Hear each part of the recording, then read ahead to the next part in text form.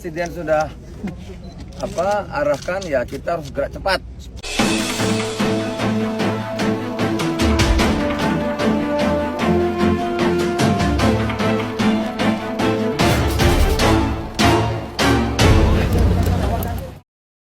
Larangan menjual baju bekas impor atau thrifting mendatangkan polemik di antara masyarakat, tak terkecuali masyarakat Sulawesi Utara. Presiden Republik Indonesia Joko Widodo secara tegas mengatakan bahwa impor baju bekas mengganggu industri tekstil di dalam negeri. Namun di sisi lain, bahwa banyak pengusaha yang menggantungkan harapannya dari hasil jualan baju bekas. Lantas seperti apa tanggapan para pengusaha lokal di Sulawesi Utara terhadap larangan pemerintah tersebut? MP Talks kali ini kedatangan bintang tamu yang spesial, wanita cantik, muda, influencer, dan juga entrepreneur, Sarah Sumolang. Halo kakak. Hai Kak Ayu. Terima kasih karena sudah datang dan dapat lihat sibuk sekali tapi Jangan begitu Kak Mar, amin, thank you. Amin, thank you. Torang sering lihat kakak di live TikTok, live Facebook, dan alhamdulillah puji Tuhan hari ini datang di MP Talk, bisa berbicara dan berbincang-bincang dengan torang. Topik yang agak lumayan serius tapi torang bawa santai saja. Iya, betul-betul, boleh sekali. Oke, Kak Cala, Iya. mungkin sebelum torang jauh melangkah ke depan, pemirsa MP Talk ini rasanya ingin mengetahui Kak Cala lebih dalam lagi. Siapa sih sosok seorang Sarah Sumolang? Nobody. Basically I'm nobody. Kalau mau bilang masih remah-remahan Rengginang. Iya, remah-remahan rengginang lah ya. Donjo bilang masih tai atas tuh bangsa. Merendah untuk meninggi ini kayaknya. Merendah untuk meroket boleh lah ya Kang Say. Oke.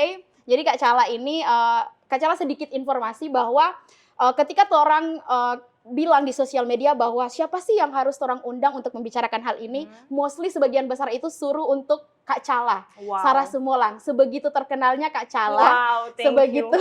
Jadi kita sangat yakin bahwa pemirsa MP Talk sangat senang karena pada akhirnya orang yang direkomendasikan ada di sini sekarang. Oke, jadi Kak Cala ini kan sekarang Kak Cala terkenal sebagai seorang influencer yang juga pengusaha yang menjalankan usahanya. Mungkin boleh diceritakan sebelum memulai usaha ini, sejak kapan sih? Apakah memang langsung dari sejak remaja sudah menjalankan usaha ini atau ada pekerjaan lain dulu? Oke, sebelumnya mungkin banyak yang tahu kita sebagai pengusaha ya. Belum Kang ke situ Kang saya. Pengusaha, tenang. Pengusaha dan influencer itu masih baru-baru. Jadi mungkin in the past like a year ago I started. Jadi sebelumnya kita itu kerja masih di bagian hotelier sebagai babu corporate. Jadi setelah itu baru kalau nggak salah ada undangan dari teman. Dari teman, mama atau teman lebih tepatnya, dia bilang, yuk join kapal pesiar. Jadi selama 2,5 tahun kurang lebih kita masuk di kapal pesiar, pulang-pulang tetap nyandak melanglang buana di sana di atas air terus dan dia bilang, enggak. Jadi setelah itu tiap 8 bulan sekali, 2 bulan pulang vacation, balik lagi begitu terus. Jadi dari awal sebelum masuk, let's say dorang bilang kalau masih orang Indonesia, included Asia dan bilang rasisme itu masih tinggi sekali. Sempat mengalami rasisme juga. Iya, tapi maksudnya rasisme dalam bentuk pekerjaan ya. Jadi maksudnya pas masuk, orang yang nggak masuk lewat web. Jadi orang masuk lewat agency. Agency dan agency itu kalau misalkan masuk, orang nggak bisa mau langsung jadi front desk. Sedangkan kita nggak ada background apapun selain front desk, reception. Jadi pas masuk kita tetap mesti masuk sebagai housekeeping Public dulu. Area. My God. Jadi aduh. Masa terkelam tapi at the same time masa terindah dong istilahnya. Jadi masih jadi bersih-bersih teos. Dari sini tuh membuktikan kalau hidup itu sebenarnya proses. Betul. Nggak akan ada yang instan, semua harus punya proses sebelum seperti sekarang. Kak Cala sebenarnya sudah mengalami proses-proses yang mungkin struggling ya. Orang-orang mungkin nggak tahu. Nah, sekarang kan Kak Cala terkenal sebagai orang yang sering-sering live di Facebook dengan penonton yang ratusan ribu bahkan jutaan lah. Amin. Itu kira-kira terbesit awal mula untuk memulai usaha di bidang fashion itu seperti apa? Di fashion. Di fashion itu sebenarnya awal mulanya ya Kak Ayu, sebenarnya itu cuman iseng. Bukan iseng sih, lebih ke butuh duit, say. Ya kan? Jadi awalnya pas pulang kapal kan ini koronces toh. Jadi pas corona itu kita nggak bisa balik kapal, semuanya tutup, itu dry dock, wet dock semuanya. Jadi memang tidak bisa jalan semuanya. Nah kita cari kerja di sana sampai lama-kelamaan sudah so lockdown. Dan maksudnya kan income itu sesuai dengan pengeluaran bulanan. Sementara kebutuhan semakin banyak. Belum makan lagi, tampungan kan ya memang bas-bas tuh, say. Memang dari dulu bawaannya begitu. Jadi sampai sekarang akhirnya pulang Manado. Pulang Manado ya namanya orang tahu tuh kalau orang kapal tuh. Orang kapal kan maksudnya ya spending like crazy. Nanti orang pikir ya sudahlah balik lagi cari doi lagi. Ya akhirnya kosong. Jadi tapi bisnis awalnya itu Kak tahu apa? Adalah milky pudding. Iya, jadi waktu sebelum orang mulai dari thrifting itu mulai dari milky pudding, jualan minuman sampai akhirnya mulai agak-agak kering ya saya karena kan ya namanya juga kalau misalkan minuman lama-kelamaan orang pasti juga apalagi minuman manis begitu dong. Jadi singkat cerita teman jualan. Jadi kita setelah minuman kita bikin bulu mata. Anything I can do untuk mendapatkan uang. Untuk mendapatkan uang, tapi yang penting halal. Halal, oh iya benar. Yang penting halal, say. Ingat itu. Jangan pernah malu. Apapun yang mau di baking itu selagi dia masih halal itu ndak ada orang. Kalau orang hujat, bodoh amat. Orang nak sih makan kok. Kalau kau mau kasih makan, iya toh. Begitu. Aduh, semua berhenti doa saya. Jadi begitu teman-teman, people, apapun harus dilakukan yang penting halal. Iya kan begitu Kak Cala sama dengan Kak Cala sekarang orang-orang mungkin mengenal hanya di balik layar yang live-nya dengan show dan hidup yang mungkin katakanlah ekspensif, tapi perjuangan di balik itu orang-orang nggak tahu. Nah, berarti mulai benar-benar memulai usaha itu pas COVID-19. Iya. Pada 2019.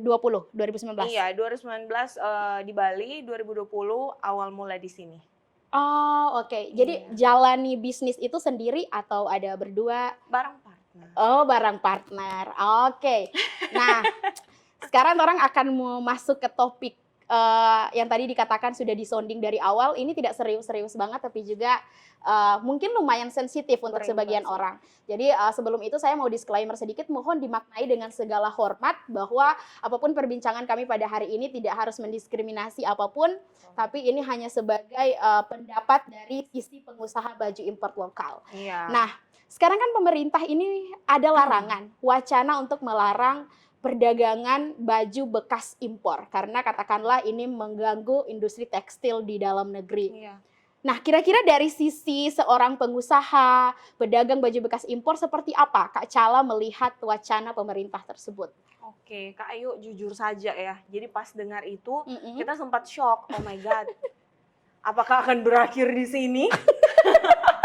Tapi begini Kak Ayu, istilahnya begini, dari dulu, dari orang tahu, dari orang buka mata, orang oma opa itu adalah konsumen baju-baju bekas. Jadi yang orang tahu itu dari dulu, orang tahu orang itu ke pasar bukan cuma beli bahan makanan, orang juga cari baju. Masih masuk di kantong, istilahnya orang pe kantong itu masih cocok dengan orang pe pendapatan, masih cocok dengan orang beli cabut daripada thrifting atau second import daripada orang mau beli baju-baju yang branded atau nyanda yang orang bilang fast fashion. Yang orang semua pakai, tapi DP kualitas emang bisa sebanding nggak sih dengan ini? Jadi maksudnya kalau for kita sebagai pelaku bisnis thrifting juga agak berimbas nih. Jadi di luar dari kita influencer atau di luar endorse, tetap jujur saja pendapatan tuh ya di bagian thrifting itu jujur lebih banyak. Karena banyak juga kan orang yang bekerja di situ. Kak Cala berapa total pekerja yang dilibatkan di dalam bisnis itu? Orang sampai sekarang bukan sih ini karena mulai berkurang ya, tinggal 1-2 dulu sampai 3 orang. Itu tim, belum termasuk kita dan Opi. Itu tim. Hanya live di Facebook atau ada toko sendiri? Jadi awalnya live Facebook saja waktu itu pertama mulai rame itu bisa sehari satu kali live itu bisa sampai 100 pieces langsung ludes. Wow. Iya.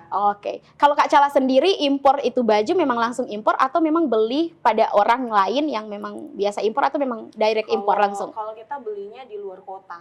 Oh, di luar Iya. kota, tapi memang tidak langsung dari luar negerinya langsung direct. Enggak. Oh, enggak. Oke. Ada yang begitu, ada yang enggak. Tapi kalau kita dari luar kota. Oke. Jadi kalau bisa saya simpulkan bahwa wacana pemerintah untuk melarang perdagangan baju impor bekas ini sebenarnya pro dan kontrak ya Kak. Karena kalau berbicara soal bisnis, apalagi penjualan beli-membeli, itu tidak hanya soal dari mana produksinya berasal, Iya, tetapi siapa juga yang mau membeli produknya. Nah, kalau dari sisi Kak Cala sendiri, kira-kira apa harusnya jalan keluar yang dilakukan pemerintah agar dua-duanya ini bisa selamat? Tekstil dari dalam negeri bisa terjual dan juga pengusaha-pengusaha yang baju import ini juga bisa menjalankan usahanya. Apakah dari sisi kualitas yang impor yang lokal ini harus diperbaiki atau seperti apa kalau Kak Cala? Oke, Kak Ayu, kalau misalkan ya, mungkin jujur saja kita pernah lihat berita-berita orang bilang justru industri tekstil bahan baku tekstil sendiri itu kan memang agak pricey ya kalau di Indonesia. Masih agak pricey kalau mau bandingkan kan tuh dengan kualitas yang second import masuk ke sini. Jadi kualitas mungkin bisa disamakan. Banyak juga produksi Indonesia yang keluar negeri yang dipakai bisa sampai brand besar Erigo, contohnya Adidas. Itu kan bahan bakunya adalah made in Indonesia kan. Kualitasnya masih sama, tapi apakah untuk harganya apakah semua bisa afford itu atau enggak? Tapi kalau kita mungkin for kita di pandangannya kita lebih baik kurangi kayaknya yang yang barang-barang KW impor Cina. Begitu, impor Cina daripada kalau mau bilang mau berimbas di tekstil, justru yang impor Cina jadi istilahnya thrifting jadi kambing hitam enggak sih? Oh iya, padahal ada banyak segmen bisnis lain juga. Belakang ada banyak faktor yang nyendak baking industri tekstil itu berjalan baik daripada thrifting. Jadi tidak hanya thrifting. Benar. Fast fashion atau enggak produk-produk impor Cina begitu dengan barang-barang KW. Sebenarnya ada, kalau dari Kak Cala pembahasan tadi, ada banyak hal yang sebenarnya bisa mengganggu tekstil itu sendiri, tidak hanya thrifting. Jadi mungkin pemerintah bisa lebih menggali lebih dalam lagi. Sekali lagi saya mendisklaimer bahwa ini tidak ada maksud untuk mendiskriminasi, tapi kami hanya memberikan pendapat. Kak Cala sekarang terus akan balik lagi ke segmen bisnisnya Kak Cala. Sekarang kan ada toko sendiri kan? Kira-kira itu satu hari atau satu minggu itu bisa ambil berapa bal? Kalau istilah orang Manado bilang kan bal-bal. Iya.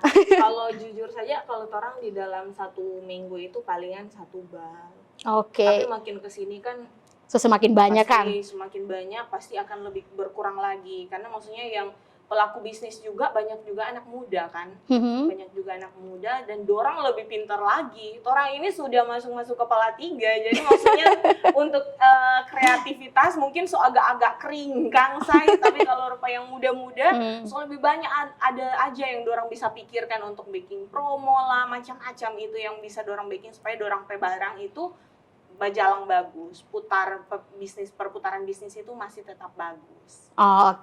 Nah, kalau Kak Cala pendapat sendiri tentang potensi dari penjualan baju bekas impor di Sulawesi Utara sendiri seperti apa? Kira-kira seperti apa sih marketnya atau permintaan pasar selama ini? Tinggi sih. Tinggi?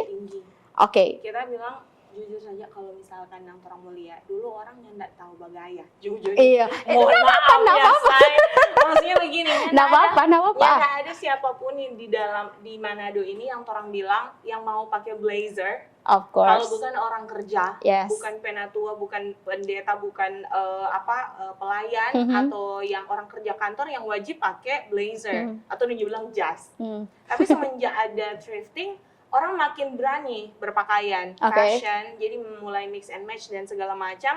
Jadi terlihat DP perkembangan di bagian situ, Dang. Kalau misalnya orang lihat mungkin di metro di ibu kota besar kan orang mix and match ini semacam-macam kan. Itu baru masuk sekarang di Sulawesi Utara. Iya, karena biasanya sebanyak kalau sekali. ngeliat kan orang pakai apa sih, kaos, celana jeans gitu-gitu doang kan. Iya, benar-benar. Iya. Kadang-kadang orang kayak underestimate dengan orang fashion sendiri sebelum adanya ini. Iya. Tapi tidak dapat dipungkiri, benar juga. Saya sepakat karena tidak dapat dipungkiri bahwa adanya penjualan baju bekas ini yang impor tentunya bisa mempengaruhi gaya fashion dari anak muda di Sulawesi Utara. Dan bukan hanya anak muda, semua usia. Oke. Nah, kalau sekarang tuh paling banyak kalau Kak Cala tuh jual apa? Apa-apa saja? Apakah hanya blazer atau semua? Dulu sih orang kenal kita dengan jualan blazer. Pokoknya dunia bilang, Kak Cala, yang mana? Tuh dia jual blazer, Kang Sai. Iya. Tapi sekarang mungkin lama-kelamaan mungkin orang lebih banyak koleksi blazer, ya udah bosan stokan. Ya udah mulai pindah ke yang lebih matching, contohnya celana kantoran. Pernah macam-macam sih. Jadi selain itu banyak macam, ada kaos lah, celana pendek lah, apapun yang dibutuhkan, yang di request, orang ajar. Oke. Nah, sekarang mungkin ini lebih ke sensitif sedikit. Bea cukai itu sebenarnya mempermasalahkan bukan soal baju importnya, tapi impor yang improsedural, yang tidak sesuai dengan prosedur yang ditetapkan. Nah, kira-kira kalau dari sisi Kak Cala, bisnis yang dijalankan, apakah import yang dilakukan sudah sesuai dengan aturan bea cukai atau tidak, atau ada cukai yang dilarang, pajaknya seperti apa, dan lain sebagainya? Kalau itu kita masih belum mengerti ya.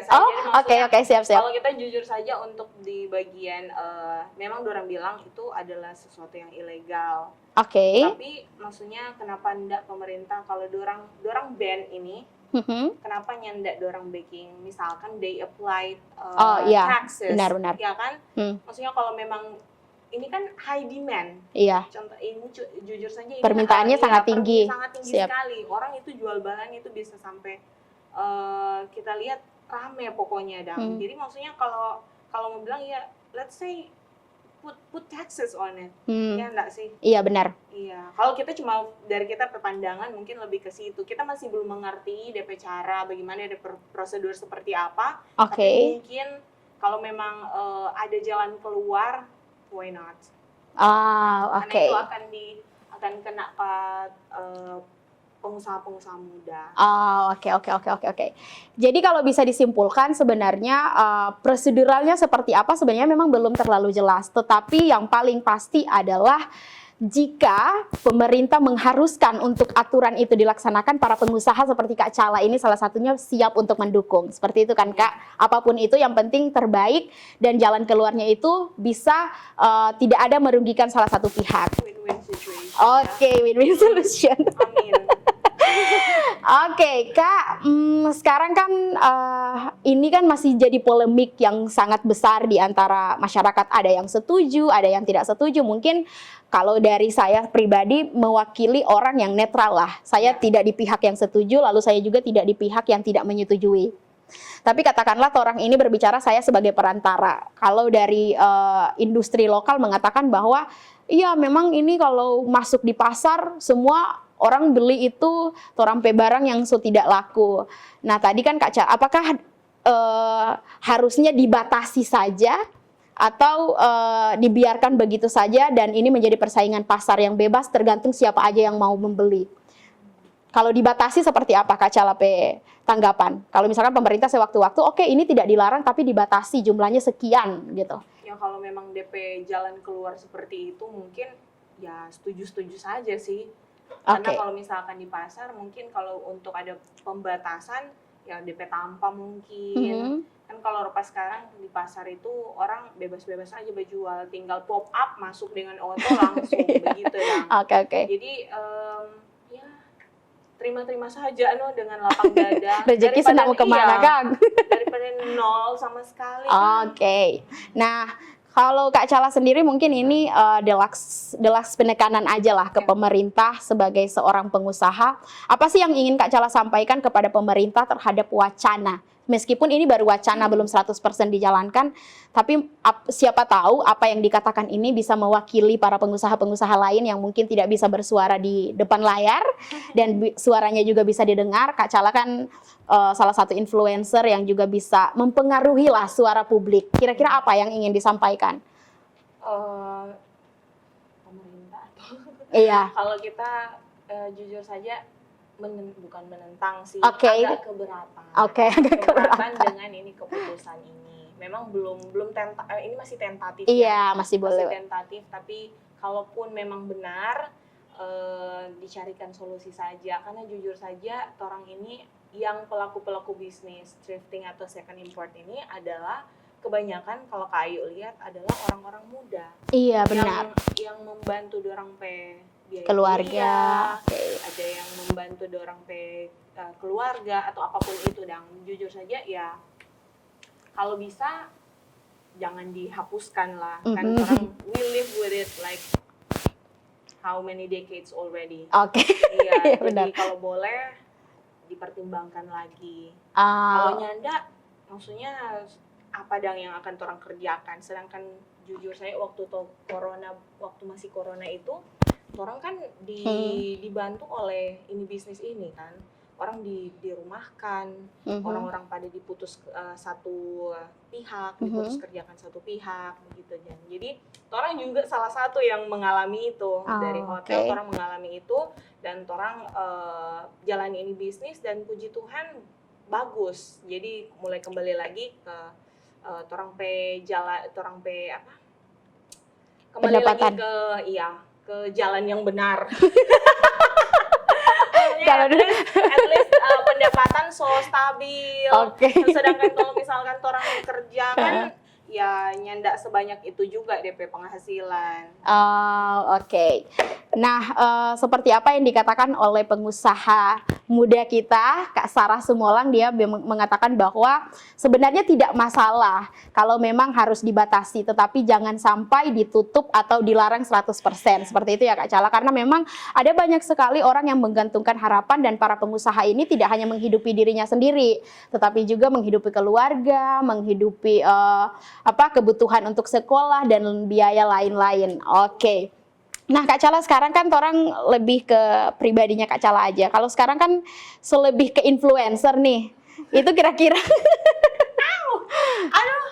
jangan bilang influencer. Influencer dong, karena kan sebanyak orang. Aduh, lucu topik bintang tamu hari ini. Kayaknya ini mau jadi 1 juta viewers deh. Amin. Nanti bagi 2 DP AdSense. Oke. Aman itu kopi Jo.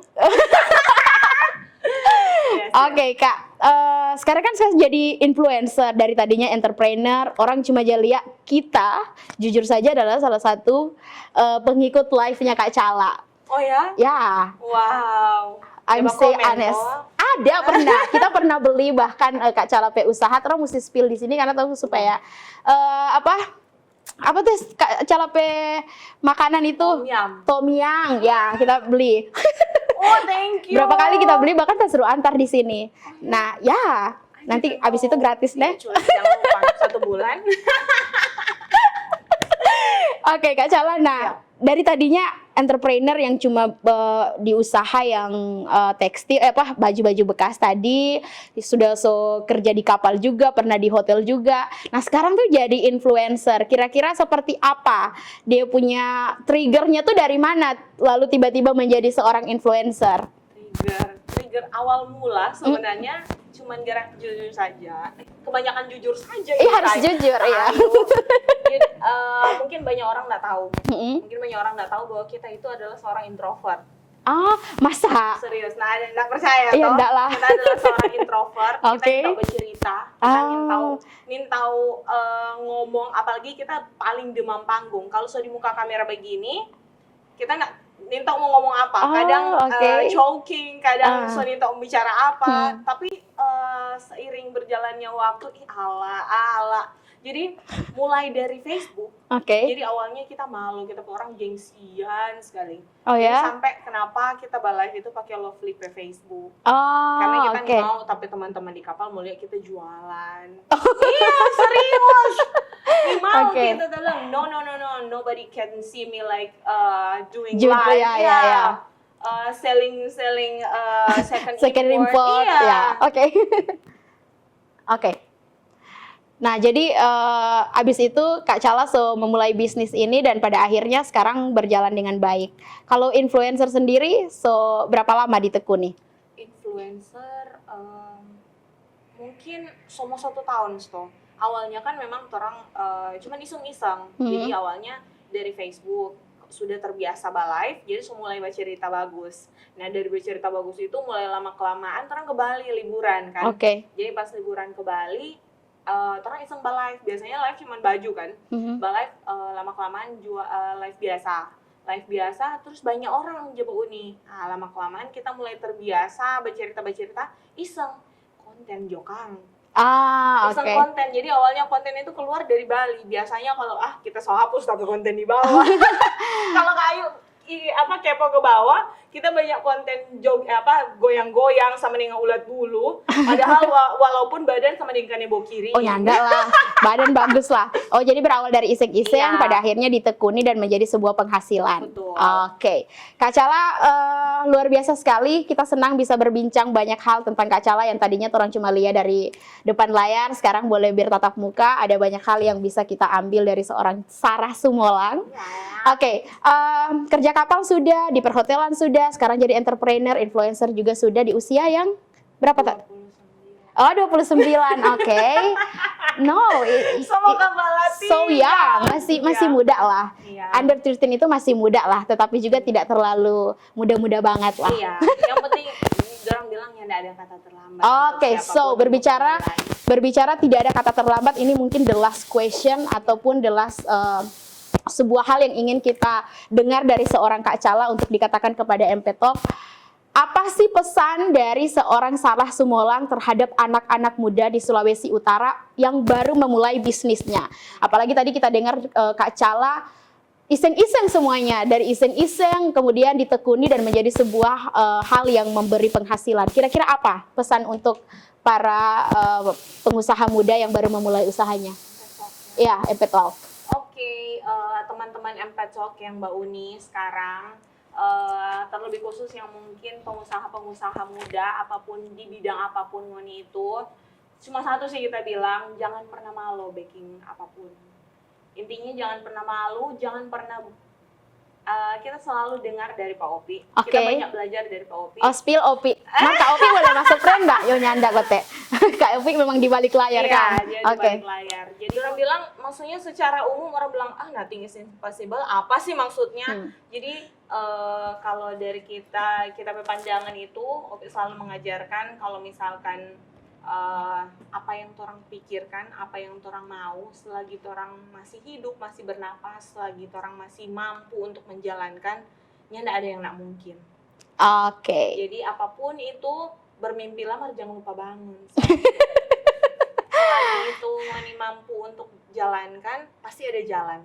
Orang tahu, Oke. selalu yakin di dunia ini Tuhan selalu lihat pat orang. Apapun Oke. itu, Tuhan selalu lihat pat orang dan Dia akan selalu menyediakan hal-hal kecil yang seharusnya kita kebanyakan begitu kayu. Kita nggak pernah habis pikir dong.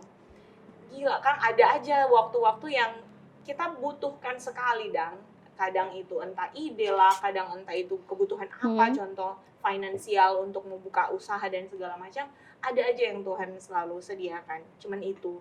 Jadi intinya selagi Ngoni mampu untuk bermimpi, jangan lupa bangun Dan selalu kerjakan berani apa yang dan jadi mimpi. kerjakan. Oke. Dan jangan lupa, jangan pernah malu, karena orang nado selesai. Oh iya, Orang nado benar. kan kebanyakan gengsi. Contohnya kita.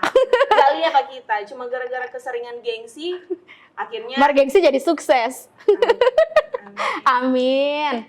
Oke, itu dia pesan dari seorang Sarah Sumolang. Nothing is impossible. Tidak ada yang tidak mungkin kalau memang dikerjakan dengan sungguh-sungguh, karena Tuhan selalu bersama dengan orang yang mau bekerja dan berusaha. Bermimpi boleh, tapi jangan lupa bangun, karena kalau terlalu banyak bermimpi, kok nyendak bangun-bangun, bagaimana mau kerja? Iya, Iya, toh Kak? betul. Oke. Nah, Kak Cala terima kasih banyak Thank karena sudah mau hadir di MP Talk kali ini dengan perbincangan yang ya seperti itulah. Iya. Mau serius-serius, mar agak-agak ada boundaries yang harus Iya, orang ini, tapi senang sekali bisa mengenal Kak Cala. Sedikit banyak kita boleh tahu Kak Cala DP kepribadian seperti apa. First impression kita ketemu orangnya sangat humble, charming. Jadi kita tidak, meskipun baru kali ini ketemu kita nanda canggung untuk Iya, bercerita. betul. Tadi kita tuh takutnya tuh kayak aduh ini kalau dia sombong kita nimbul bercerita ini. Tapi Cuma satu yang kita takut, yang kita tutup ya. nyanda, Sudah tapi aman, Kak Cala adalah orang yang sangat humble dan I hope Kak Cala punya usaha semuanya bareng Kak Opi yang tidak mau di-spill di frame akan bisa lancar, bisa sukses, bisa membuka lapangan pekerjaan untuk banyak orang dan semoga bisa datang ke sini lagi dengan Amin. wacana yang baru dan Iya. usaha-usaha yang baru. Oke, young people, terima kasih banyak sudah menyaksikan bincang-bincang singkat saya bersama Sarah Sumolang, seorang entrepreneur dan juga influencer muda Sulawesi Utara. Dan jangan lupa untuk klik, share, dan komen video ini. Terima kasih banyak sudah menyaksikan MP Talk dan sampai ketemu di episode selanjutnya dengan bintang tamu yang luar biasa. Bye-bye. Thank you.